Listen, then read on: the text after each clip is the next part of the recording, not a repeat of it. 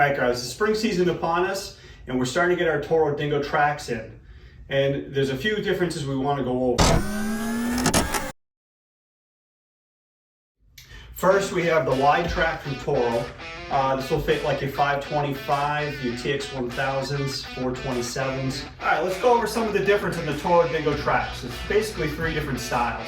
You're going to have your wide track, your narrow track, and your sprocket driven track.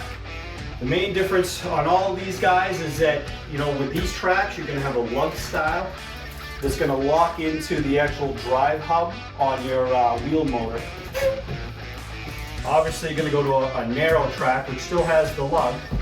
And then you go to the new TX1000, the sprocket-driven track, where the sprocket rides inside this and actually lines up and bites into the actual track itself.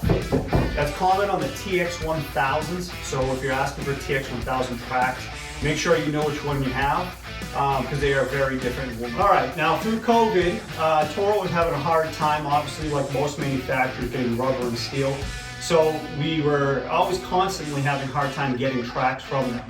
So we went out and found an aftermarket company based in the US, out in Utah, that does tracks. And this is what I have here in the center.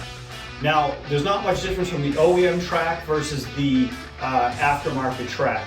And actually this year, it looks like Toro's actually found the same company and actually buying them from the same guys. But the main difference you're going to see is the tread style. You're going to notice a little more smoother of a tread style on the OEM track, and you're going to go to a little bit more of an aggressive style on the aftermarket track. Most of our tracks, usually the OEM start roughly around $600. The aftermarket start anywhere from $300 and move up from there.